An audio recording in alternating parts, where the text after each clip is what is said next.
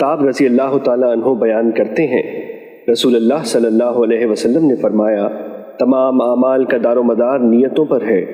ہر شخص کو وہی کچھ ملے گا جو اس نے نیت کی۔ بس جس شخص کی ہجرت اللہ اور اس کے رسول کی خاطر ہوئی تو اس کی ہجرت اللہ اور اس کے رسول صلی اللہ علیہ وسلم کی خاطر، اور جس کی ہجرت حصول دنیا یا کسی عورت سے شادی کرنے کی خاطر ہوئی تو اس کی ہجرت اس کی خاطر ہے جس کی خاطر اس نے ہجرت کی۔ مشکات المصابیح، حدیث نمبر 1۔ حضرت عمر بن خطاب رضی اللہ تعالیٰ عنہ بیان کرتے ہیں، ہم ایک روز رسول اللہ صلی اللہ علیہ وسلم کی خدمت میں حاضر تھے کہ اس اثنا میں ایک آدمی ہمارے پاس آیا جس کے کپڑے بہت ہی سفید اور بال انتہائی سیاہ تھے۔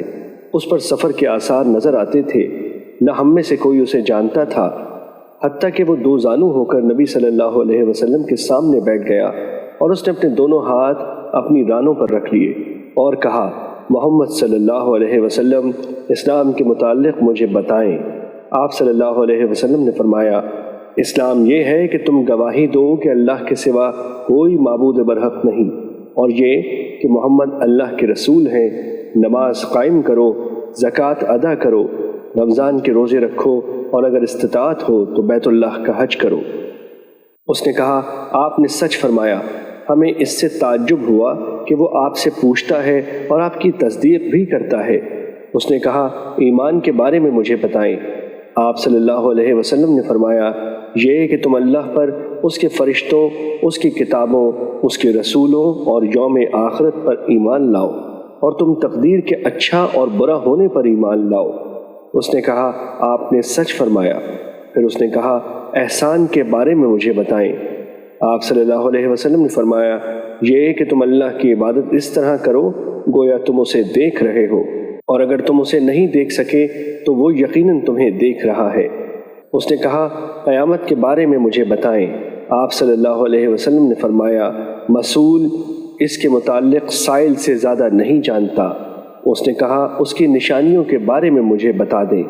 آپ صلی اللہ علیہ وسلم نے فرمایا، یہ کہ لونڈی اپنی مالکہ کو جنم دے گی، اور یہ کہ تم ننگے پاؤں، ننگے بدن، تنگ دست بکریوں کے چرواہوں کو بلند و بالا عمارتوں کی تعمیر اور ان پر فخر کرتے ہوئے دیکھو گے۔ حضرت عمر رضی اللہ تعالیٰ عنہ نے فرمایا، پھر وہ شخص چلا گیا، میں کچھ دیر ٹھہرا، پھر آپ صلی اللہ علیہ وسلم نے مجھ سے پوچھا، عمر، کیا تم جانتے ہو سائل کون تھا؟ میں نے عرض کیا، اللہ اور اس کے رسول بہتر جانتے ہیں۔ آپ صلی اللہ علیہ وسلم نے فرمایا، وہ جبرائیل تھے، وہ تمہیں تمہارا دین سکھانے کے لیے تمہارے پاس تشریف لائے تھے۔ مشکات المصابیح، حدیث نمبر 2۔ حضرت ابو ہریرہ رضی اللہ تعالیٰ عنہ نے اس حدیث کو کچھ الفاظ کے اختلاف کے ساتھ روایت کیا ہے۔ اس حدیث میں ہے، جب تم ننگے پاؤں، ننگے بدن، بہرے، گونگے لوگوں کو ملک کے بادشاہ دیکھو گے، اور یہ وقوع قیامت 5 چیزوں میں سے ہے جنہیں صرف اللہ ہی جانتا ہے۔ پھر آپ صلی اللہ علیہ وسلم نے یہ آیت تلاوت فرمائی، بے شک قیامت کا علم اللہ ہی کے پاس ہے اور وہی بارش نازل کرتا ہے۔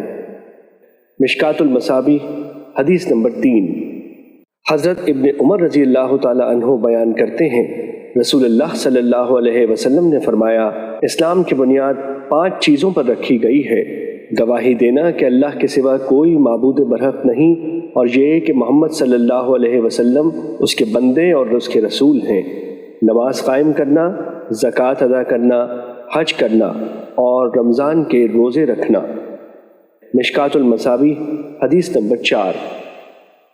حضرت ابو ہریرہ رضی اللہ تعالیٰ عنہ بیان کرتے ہیں، رسول اللہ صلی اللہ علیہ وسلم نے فرمایا، ایمان کی 70 سے کچھ زائد شاخیں ہیں، ان میں سے سب سے افضل یہ کہنا ہے کہ اللہ کے سوا کوئی معبود برحق نہیں، اور سب سے ادنا یہ ہے کہ راستے سے تکلیف دہ چیز کو ہٹا دینا، اور حیا بھی ایمان کی ایک شاخ ہے۔ مشکات المصابیح، حدیث نمبر 5۔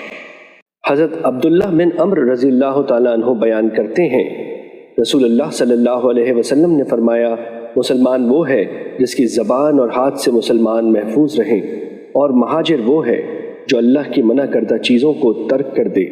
یہ صحیح بخاری کی روایت کے الفاظ ہیں، جبکہ صحیح مسلم کی روایت کے الفاظ ہیں، فرمایا کہ کسی آدمی نے نبی صلی اللہ علیہ وسلم سے دریافت کیا کون سا مسلمان بہتر ہے؟